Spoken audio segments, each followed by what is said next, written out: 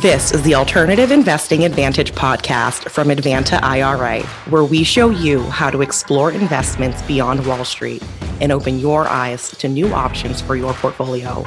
It's time to take control and give yourself the freedom to choose where you invest your money.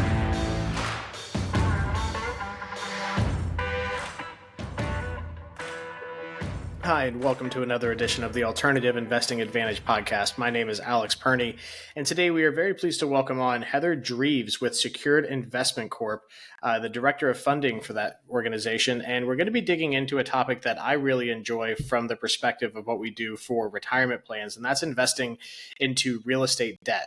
A lot of people focus on the benefits of doing the equity side of things, and while owning property certainly is a attractive option for a lot of people, when it comes to looking at alternative ways of investing in real estate, debt offers a lot of benefits that people might not necessarily be aware of, and we'll certainly dig into those today. So Heather, again, thank you very much for being on with us today. If you wouldn't mind, give us a little bit of background about yourself and how you came to be at the firm and position you're currently in, and then we'll dig into the topic at hand. So thanks for having me, Alex. I appreciate the opportunity. A little bit about myself. I have been in the fund management, private money space for 19 years. I came on board with Secured Investment Corp 11 years ago, actually about 11 and a half years ago. And kind of started from the ground up, did everything from originating my own private money notes up through escrowing and servicing that kind of paper, as well as underwriting, and then ultimately ended up really having a passion for investor relations and working with clients that were trying to create wealth through vehicles like self-directed accounts as well as personal funds. Some of them were trying to accomplish cash flow as well as more of a growth-minded model as far as an investment strategy. And, really have stayed in that space, very actively for the last 15 years. And we're big believers in self-directed accounts. I think we're all of the opinion we want to create wealth and cash flow in tax deferred and tax sheltered environments. And so we work with probably, I'd say 90% of our database is using some kind of a self-directed account. So I currently manage our investor relations. I work hands-on with the clients that are looking to passively invest. And I have a team under me that does that as well. And then also I manage the day-to-day activities of the fund and help make decisions with the other fund managers as far as what we're going to invest those dollars in. So, okay. Yeah. Sounds great. So let's kind of start at the beginning of looking at, the points that you like to focus on when it comes to debt. So when, from your perspective, what areas of debt do you like? Do you like the origination side? Do you do like secondary market purchasing, performing, non-performing? What's kind of the investment thesis of, obviously Secured Investment Corp as a whole, but to the point of what is kind of your main area of expertise and what you've seen people have success with? Sure. When it comes to debt, there's a million ways you can do it, right? And what we focus mainly on is we originate our own debt. And so really what our niche is private lending. So we lend money to other real estate investors. So hypothetically, your real estate investor that wants to go buy a distressed property, wants to rehab the property, add value to it, and exit a loan by either refinancing or selling a property. That's what we do. We're a bridge lender. So we're going to fill in that gap for these active real estate investors that are looking for funding for their projects, right? Some of them are exiting our loans by refinancing them into more favorable terms. And an example of that would be the guy that's going to buy a distressed property. He's going to rehab it. He's going to get a tenant in it and cash flow. He's going to exit our loan with more favorable terms, maybe like a 30-year rental product. Or some of our clients are using the BRRRR or the fix and flip method, right? They're buying it distressed, increasing the value of it by rehabbing it, and then they're selling it. But ultimately, everything that we do is short-term in nature. So the debt that we create is our own debt. We're not buying other people's paper. We're not in the non-performing asset space. But we are originating short-term paper. Our average loan term is 12 months. And we're not lending borrowers more than 70% of the value. So there's a very large equity play in these deals, which when you're in the private money space and you're talking about debt, the key is you know, do you have enough equity in this deal that if you ever have to take it back, you're going to get out whole and make some money? And so we really believe that that 70% maximum loan to value is where we want to be. And even under that, I mean, there are a lot of areas that we don't lend more than 50% of the value. Okay, now so with regard to the short term, is 12 kind of the bottom end? Or I know when people talk short term, it's normally 12 to 18 months. Mm-hmm. So what's kind of the window on, with the bridge debt side of things that you find is kind of the sweet spot for that? So we're seeing an average payoff as far as terms go at about 10 months. Some go to that 12-month window or their maturity date. And then there's a handful of other ones that pay them off sooner. What we want to do is be lending money to our active, successful real estate investors that are getting in and out of these deals. These are not low interest loans. There is a cost to doing business with us, but our sophisticated borrowers just work into their numbers. So the quicker that they can get out of those deals, the more money that they make. But average loan term goes about 10 months in nature. Okay, and these are all going to be non-owner occupied stuff. So you're not having to deal with things like Dodd-Frank and the origination compliance for that. It's all going to be like investor loans, correct? Yeah, we call them business purpose loans. So we only lend to entities. We don't lend to individuals. And that eliminates concerns with Dodd-Frank and lending laws. Always non-owner occupied. And the other big key is we only lend in a first lien position. Okay, now from the perspective of the underlying asset, are these only going to be like non-commercial, so 3 or less conjoined units type thing, or do you get into the commercial side at all? We do not lend on commercial, so we'll do single-family residential up to 4 units. So Yeah, so 4 or less conjoined units is commercial. I always get that number confused. So, excuse me.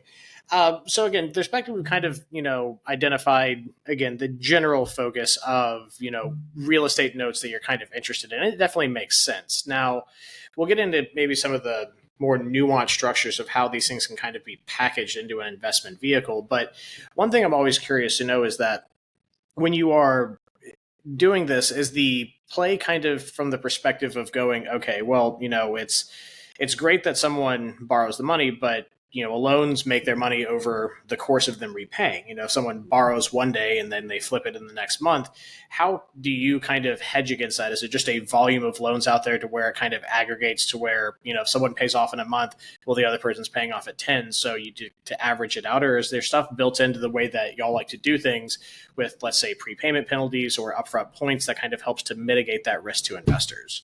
Yeah. So to answer a couple of those points, one, we don't charge prepayment penalties, and I know that is something out there that private lenders sometimes do.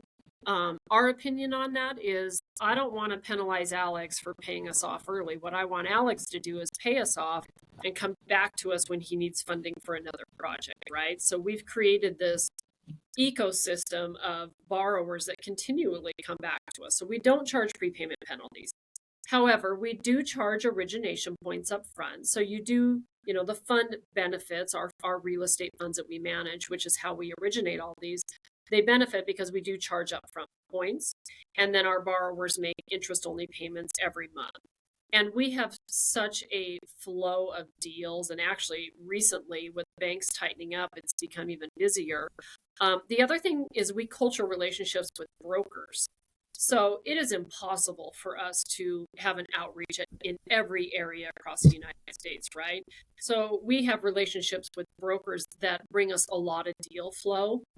They know our system, they know what we require, and, providing that their borrower can provide all those items, they can get deals moved through pretty quickly. And our really successful borrowers, they just turn and burn. I mean, they have a lot of borrowers that are repeat clients of theirs. And so I think that's another way that, we're hedging that we have enough deal flow, because you're right. Some of those borrowers pay off early, and that's, part of one of the risks is you might have to redeploy your capital. But if you have a pipeline of enough deals and brokers bringing you deals, that's how you keep that money deployed out there all the time. Yeah, and that's definitely one of the, the aspects of, of the benefit of investing into a larger, kind of aggregated fund, if you will. I've been doing this for about just the alternative stuff for about 12 years now. And, Mm-hmm. one of the biggest gripes I would get from my debt clients is that, someone, and I always thought it was strange when I was really, really young, and well, I guess I'm still pretty young, but when I was first starting my career, was that, someone lent someone 200 grand and then, 2 weeks later they get a wire back and they're like, the person's paying me off. And I'm like, this doesn't make any sense. Like, why are you mad? Like, I want someone to pay me back immediately. But, again, from the debt side, it's good to have them, hey, guess how you make your money. Now, as far as kind of deals, and I'm always interested in current economic events, is that with the, shift in the Fed and the monetary policy, rising interest rates, the velocity of money decreasing on the institutional side, do you see that as a good drive for your business with the institution? Well, I should say the larger institution, you're an institution yourself, but the larger institutions getting, kind of pulling back from lending money or being much more restrictive. Does that open up more markets for you? I think it absolutely does. And we've seen that just in the last few weeks. We've seen an influx of submissions. I think as a lender, one of the things you have to be mindful of and very cautious in this type of an environment when there is a lot of restriction on, more traditional resources for funding, is you also see an uptick in fraud, because people are desperate, right? They can't go to their bank. Banks aren't giving money like they were a year ago or even 6 months ago. And so that's something that, as an organization, we look at really closely is like, yeah, it's good for us. We're going to see a bigger, concentration of submissions, but we also have to be mindful that you're going to also see an uptick in fraud and things of that nature. And then the flip side of that also is, how do our borrowers exit our loans? If they were relying on refinancing as a exit strategy or even selling it for that matter, what does their market look like? As interest rates rise, property sales have cooled off. We still think it's a really good time to buy because people are going to be able to buy at a lower purchase price than they would have 12 months ago, but not everybody sees it that way, right? People aren't selling their houses to upgrade because they're not going to get rid of their 3% mortgage that they got 2 years ago to trade it for a house that costs more money and they're going to pay 7.5% on. So it's a balancing act. I think it's good for private lenders and debt funds like us, but I think it's also important to be good stewards of our fund and our investors' money and proceed with caution, right? Yes, there's opportunity, but with opportunity also sometimes comes other risks. Yeah, that's a good point. And there's a second question I want to follow to that. But to the point of, yes, the restrictions, the monetary restrictions and everything that we're seeing, just because there's more deal flow doesn't necessarily mean it's good deal flow. Right. The people that are coming out that were relying on something, if they're relying on that 30 year, with the 30 years are drying up and they're coming to alternative finance, then, where does that kind of play into the whole spectrum of it? So while I guess what you're kind of saying, while it's good, it's also bad. And it's kind of the yin and the yang are rising at the same time of saying, okay, well, this is good, but it's also not so great because you're getting more, but you're also getting more of the bad stuff as well. And then you mentioned fraud. Now, that's something I'm kind of interested in just you elaborating on a little bit more. When you say increases in fraud from your perspective, I know what fraud means from mine in general, but from the loan fraud side of things, what exactly does that mean? And investors need to be aware of what's going on out there right now. Well, I think, if people are out there trying to create their own debt deals, one of the things that you see an increase in this type of a market environment is a lot of people trying to get financing on owner-occupied properties is one of them, because they can't go to their traditional resources like they could have. And so, what that means is these are people that are living in the properties, and you already mentioned this, we don't lend on owner occupied. We don't want to.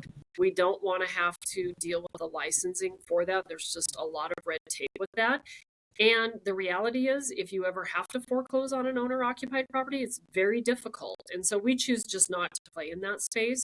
So I think that's one of the biggest things that we start to see is people trying to get a business purpose only loan, and we find out that they're living in it.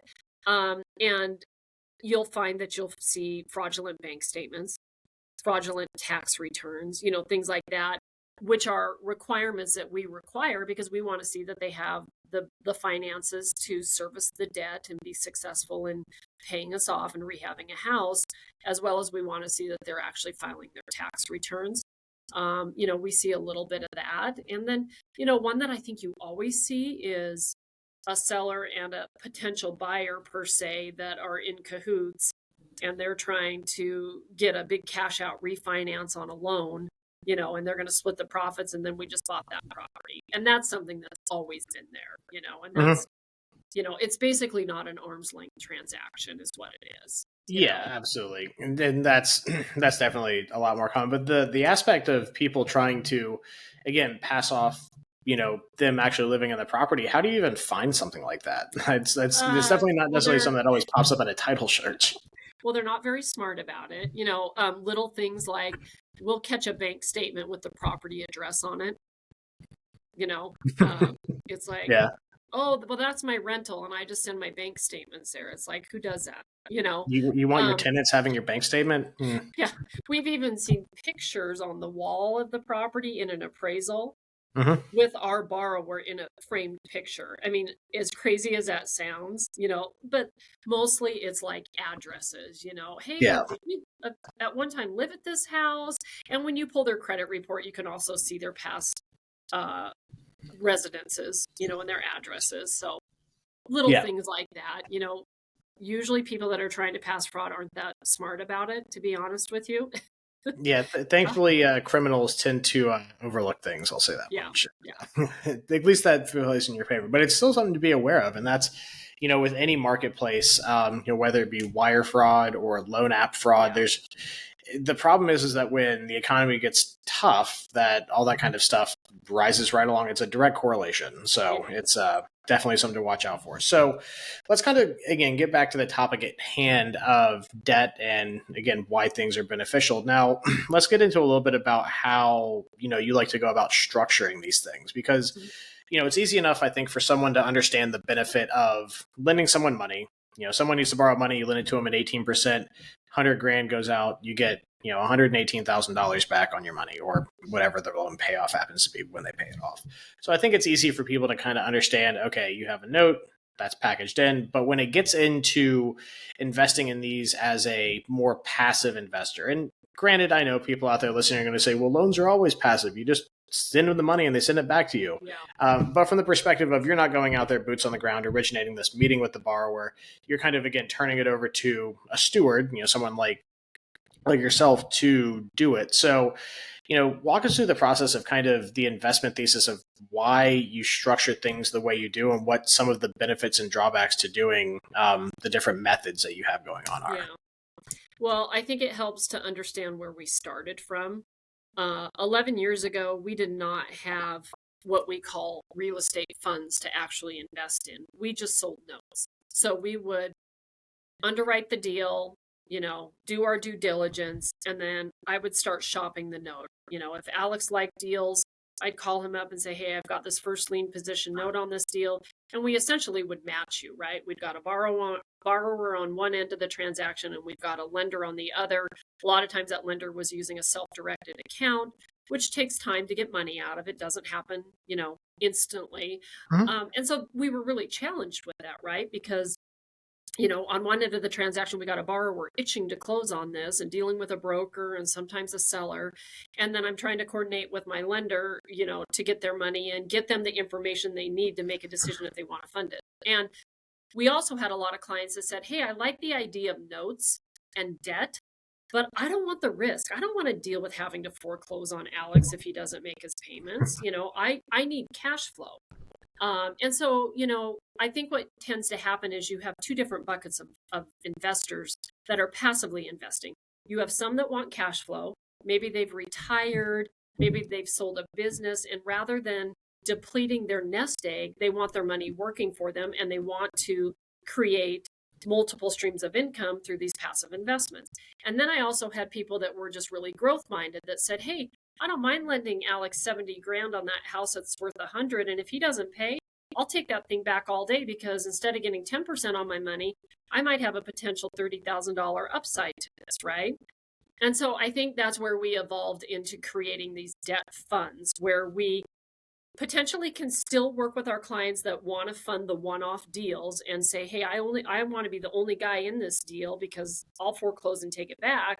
And then we could still accommodate our clients that said, I like debt. I like the idea of a first lien position note, but I don't want to be as hands-on as that. I don't want to hear from your servicing company that so-and-so didn't make their payments and now I got to front $5,000 in foreclosure costs. The other thing with the debt funds is too, you're diversified, right? So maybe you have 100 grand and instead of buying one debt instrument at 100 grand, you're putting that 100 grand in the fund and it's diversified over hundreds of debt components, so you don't feel the pain as much if Alex isn't making his payments because you got 299 other deals in there that are paying. And so that's really where we evolved into managing these debt funds. The other big thing that is a real benefit, especially to people with self-directed IRA accounts and 401ks, is the fund provides the ability, and you talked about undeployed capital, the fund provides the ability for people to reinvest their earnings. So instead of their earnings getting paid out to their custodians and then it sits there till they find another deal or they have enough money, they can actually just reinvest their earnings every month.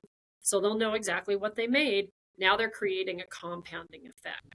So I think that debt directly is a great passive, alternative investment, but it really just depends on the appetite of the investor. And I think a debt fund can also provide those same opportunities, but probably even better opportunities. But it all just kind of goes back to the investor, what they're trying to accomplish. Are they growth minded? Do they need cash flow? And how hands-on do they want to be? There are a lot of clients that just don't want to deal with someone not paying. They would rather trust and invest in a fund where our departments and processes and procedures manage all of it, and they get the reports and they get their earnings and they never have any headaches of it. Where someone more risk. And I think that's definitely, especially, I don't like to kind of, think that the only people listening are the self-directed investors, but especially, the propensity for that to be available to people that are investing through retirement funds is very nice. Dealing with a retirement fund has its own kind of umbrella of things you have to deal with, since it's, you're kind of dealing the retirement fund is like dealing as a third party. So, beginning of my career, I did, coming out of the recession and dealing with people doing foreclosures. We dealt with a lot of foreclosures coming out of that once you could start getting them through the court system. Right. And dealing with a foreclosure with an IRA is, dealing with foreclosure any time of day is not nice, but especially with an IRA, when the IRA is named in a lawsuit and you're going through that, it's, again, nice to have a little bit of a buffer there. And, I think people definitely see the benefit of doing these things.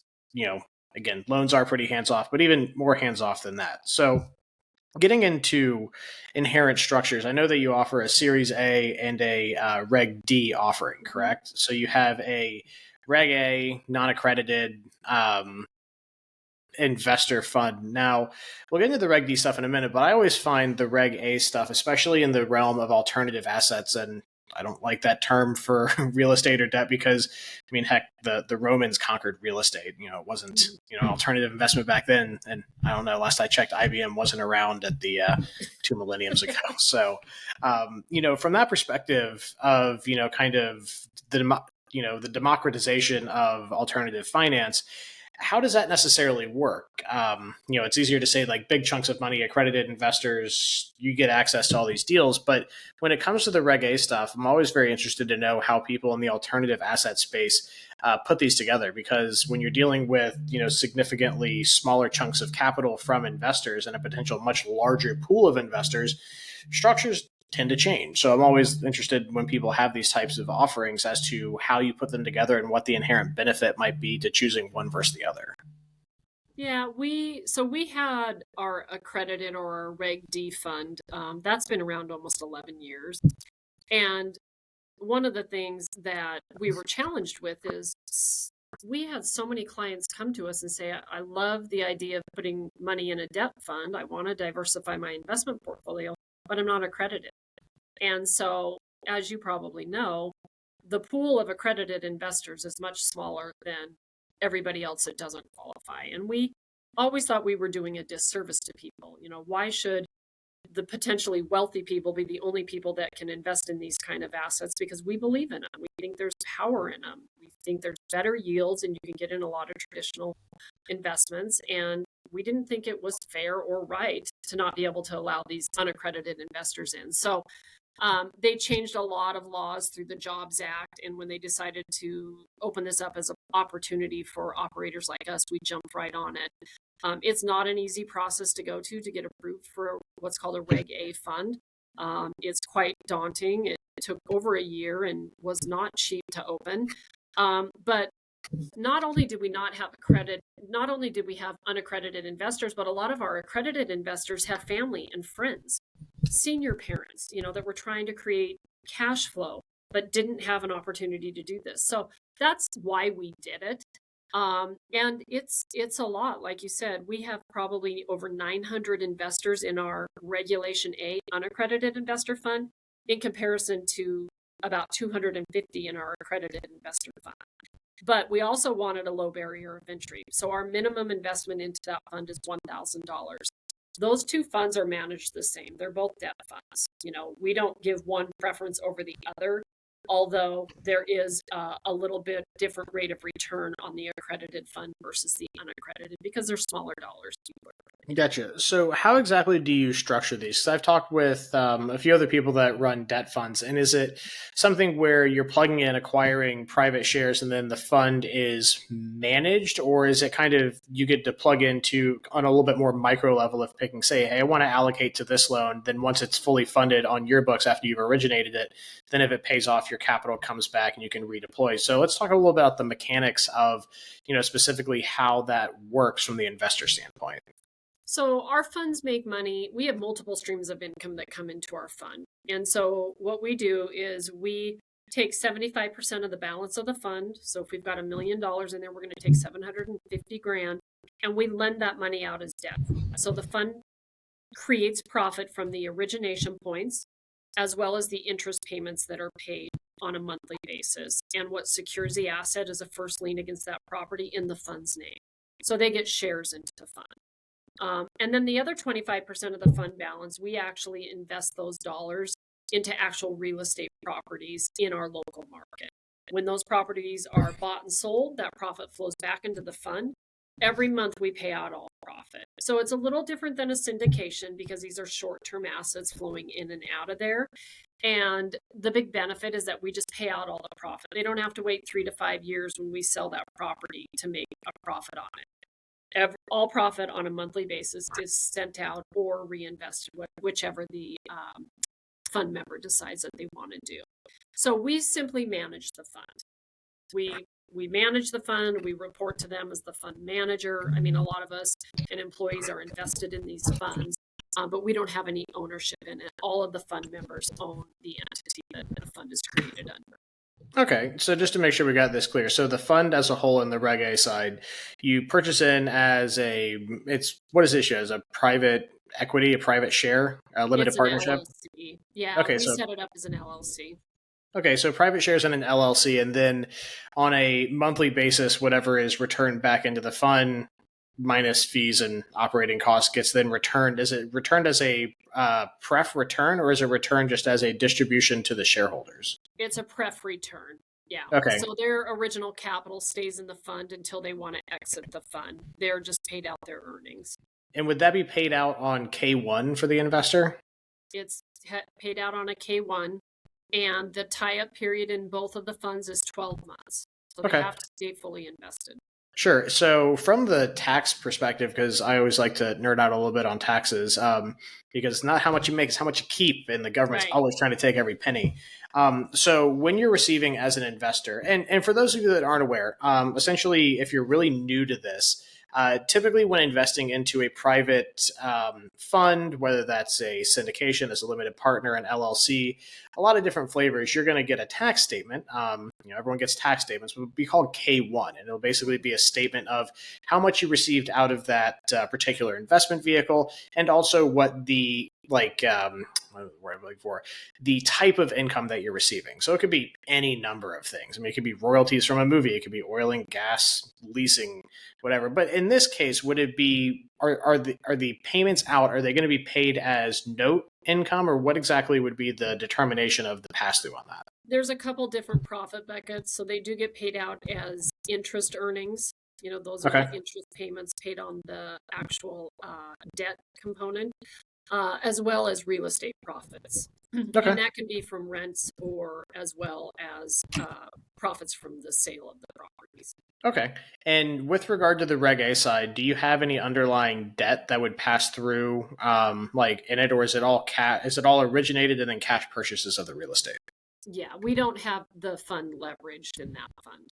Okay, that's good. And for the people, and the reason I asked that question is especially for IRAs, if you're invested into a particular private entity that has underlying debt, for the retirement plan investors, that can pass through a potential taxable situation to you, which again is nice from the perspective of retirement plans investing because you don't have any quirky tax returns to file for your IRA, which unless you're a glutton for punishment like me, can be a little bit onerous to kind of figure out how to file a 990T, which is the tax return that's used by tax exempt entities. Again, it gets into the weeds, but that's good to know from that perspective is that there's no underlying debt to pass through.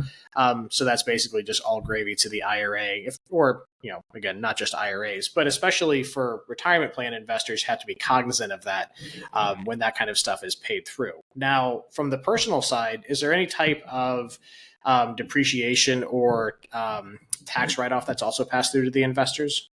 There is a small amount of depreciation that's passed through, and that's just only on those assets that we hold as rental properties. There are not as many in that particular fund as the other fund, but those will always be passed through to the fund members.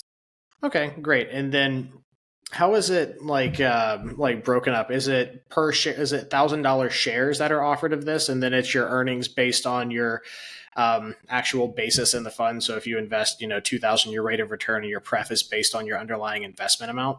Yeah, that's absolutely correct. It's $1,000 a share in that fund. Okay, gotcha.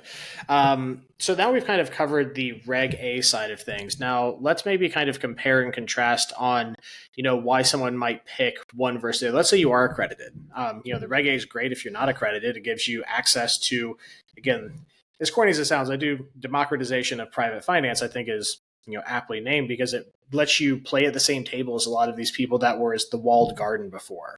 Yeah. But if you are an accredited investor, you're probably many things, but, probably pretty agnostic as to how you make money, so long as that one makes money and two is a good fit for your investment thesis. So if someone was accredited and looking at both, would there be a benefit, or what's the comparison between the two if you were trying to make a decision on, what one offers that the other doesn't and vice versa?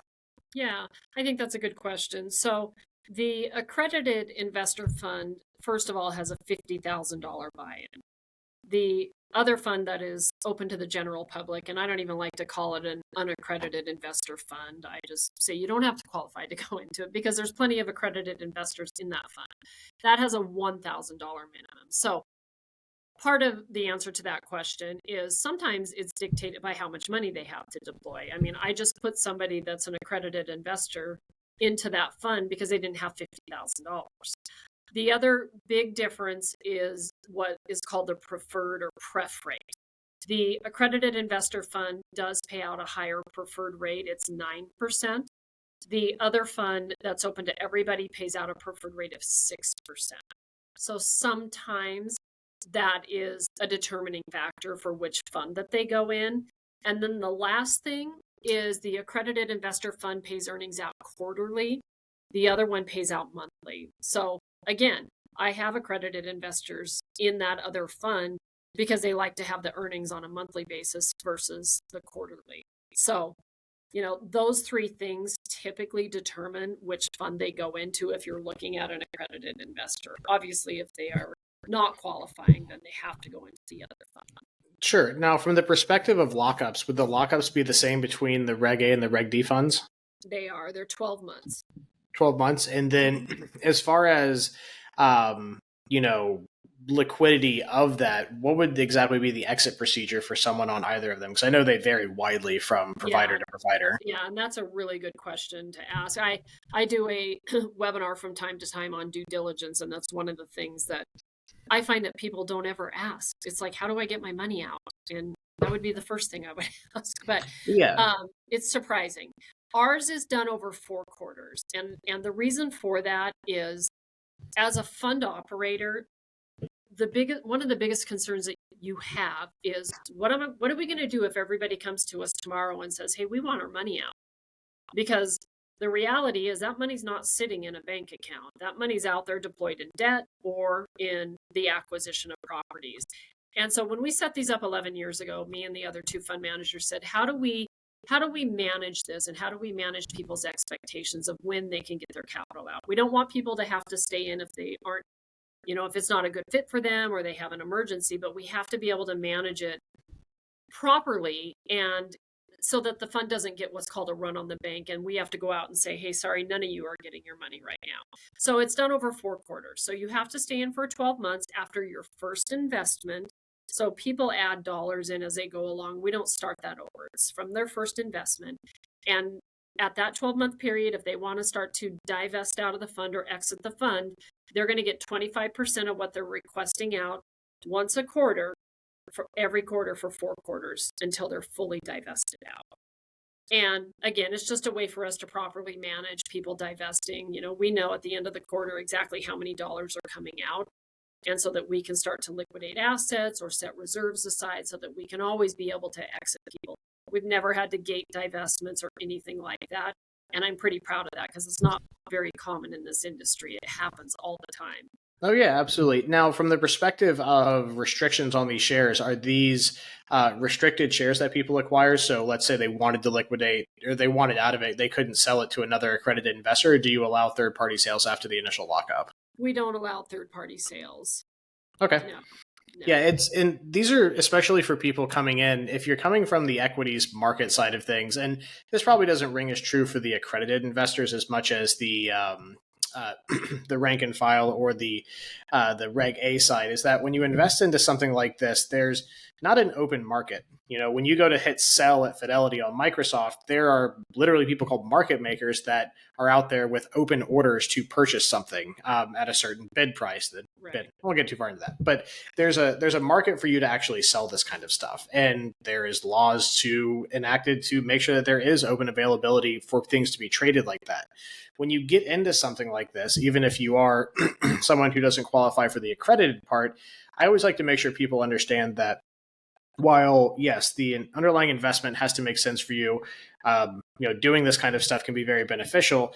One, understanding what lockups are, and two, understanding that it's just a different way of doing things. Make sure you do your due diligence and understand that this is not the same thing as the stock market. And there's a lot of really good things that come from not doing things in the stock market, but they are different. Good, bad, or indifferent. Understanding what those differences are will make you better informed. And I think everyone can agree that the better informed investor is going to be better off, whether you make a ton of money or not. You're always going to be better off being more informed than ignorant of anything in this arena.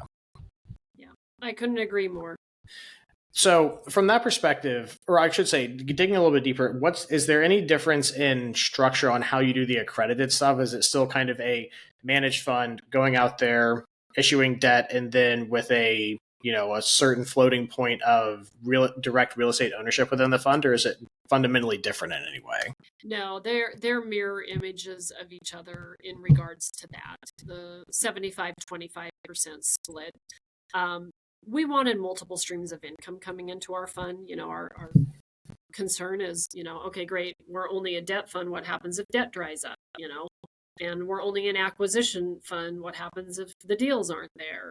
And so we continue to do that 75-25% split because it does provide the fund with multiple streams of income. And if I know that my origination team and my loan officers don't have a healthy pipeline, I could potentially ramp up acquisitions as well as vice versa. If I don't see that my acquisition team has enough deals in their pipeline, if there's an extra deal that we could fund to keep the money out there deployed, we could potentially do that as well. Now, as far as the real estate portion of that, is it what's the investment thesis for the real estate portion? Is it rental property? Is it just straight buy, sell, buy, hold? What's kind of the main modus that you run with that? Well, I think that's evolved over the years. I think as a real estate investor, you have to be able to pivot your strategies. Yeah. But one of the things that we stay true to is the asset class. And What we lend against is the same types of assets that we buy. So single family up to 4 units. That's what we're buying. As the market has shifted over the last 12 months, we have started to hold more as rentals because there's been a great opportunity for that in our market. Rents have increased. And so we're always looking to pivot. But historically, we've done quite a bit of fix and flip. We buy a lot of off-market deals, distressed sellers, out-of-town homeowners. We used to go to foreclosure auction often. That's not been as lucrative as it was. But we're looking for those off-market deals where we can get in, do minimal rehab, regardless of whether we're going to exit by selling or exit by renting, and then get them back on the market and get them cash flowing from the funds. Yeah, it definitely makes sense. And I think that kind of leads me into the last question I kind of want to cover is, we've seen a lot of, I don't know the best word for it. We've seen a lot of interesting things when it comes to money in general and lending and all sorts of stuff over the past 12 months, whether it be the Fed just, kind of driving off a cliff with raising interest rates, whether it's, pullbacks in the real estate markets. Where do you see this kind of market going in the next few years, and how does that, kind of play into your investment philosophy? Obviously, this is incredibly fluid. We don't know what's going to happen 1 month away, especially we don't know what's going to happen tomorrow. But, kind of what are some of the trends that you're seeing that investors should watch out for, and how does that, affect your strategy in the long run? Yeah, we're still seeing a lot of opportunity in the marketplace, from a buy perspective. I think that the amount of properties out there available to buy are much less, because again, you have people that probably typically would have upgraded from 3 to 5 years ago, right? They're not willing to leave that mortgage that's at 3% and sometimes even lower. So those people aren't selling. But like we tell our staff too, it's a great time to buy because you're buying a house right now for probably $100,000 less than you would have bought it 12 months ago.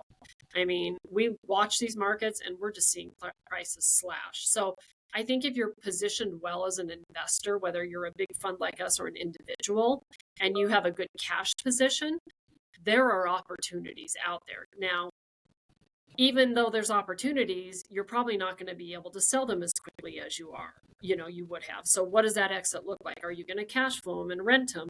One of the things we've told some of our employees, even if you have a house right now that you're currently living in and you have 3% the mortgage on it, go rent that. Then it cash flows. It's probably not going to cash flow at 8%, 7.5%. So, back to your question, we still see opportunity in the market, but we are proceeding with caution, especially in certain markets that are distressed and they're not selling properties. We're kind of pulling back from lending in those areas, or maybe just not lending as much. But I think if you're a savvy investor and you have a great cash position, I still think the market's good.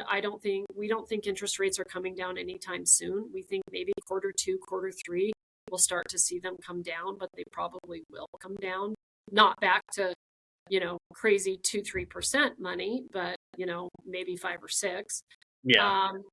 But we also, are concerned. We are just about, if not in a recession, and I think it is going to get worse before it gets better. And again, we are proceeding with caution. We are still investing. Know your numbers. Either the deal makes sense and the numbers are there, or you just move on to the next one. Don't do deals just to get your money out there deployed. That's one of the things I hear so much about. And the other thing I would tell people to be weary of is don't chase rate. If you have a deal presented to you and it seems too good to be true, it probably is. Align yourself with someone, as far as an operator goes, that has a track record, that has went through 2008 and COVID, and ask them, how did you guys weather the storm? And that's one thing I brought up in a podcast the other day, is that, it bears repeating, and it's something that I really feel like people need to focus on, is that, if you're looking at someone to deploy your capital with, or you're investing with certain people, even if it's on a more like individual basis, not with like a fund like you, or just, like me and someone else doing a deal, you could look like an absolute like financial genius if you invested in real estate over the past 10 years with zero going on between your ears. It's been up and to the right. And that's nothing. It's not something to shake, a stick at, to have someone say, yeah, I've had a decade of experience. Well, you really haven't had a market that allowed you to really lose a whole lot. And if you did, then you really had to do something bad to really have lost money in real estate. So it just, what I would say to people, from what I've seen, and granted, I'm one of those people. I've seen, not that we sell investments, but, I started my career in 2011 in this arena. And, I've kind of seen it firsthand is that, people just really haven't lost. They haven't gone through anything really cataclysmic like 2008. Granted, COVID was rocky, but, it didn't really shake all the cobwebs out. If you could survive 4 months from, March of 2020 to, October, most people were fine.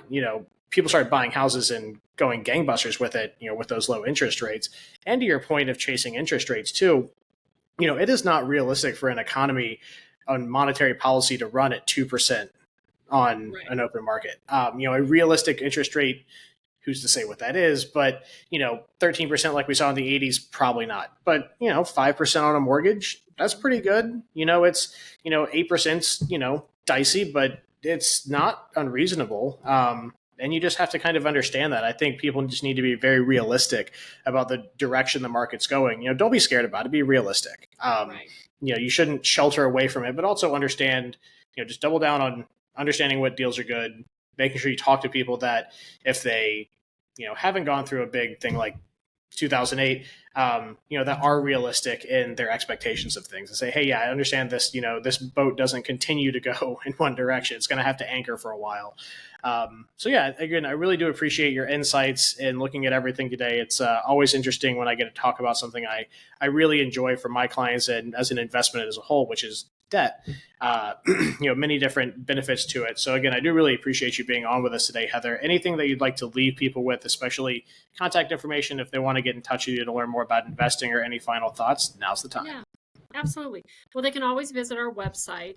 That's going to be at securedinvestmentcorp.com, securedinvestmentcorp.com, or they can call the number 800-971-5988.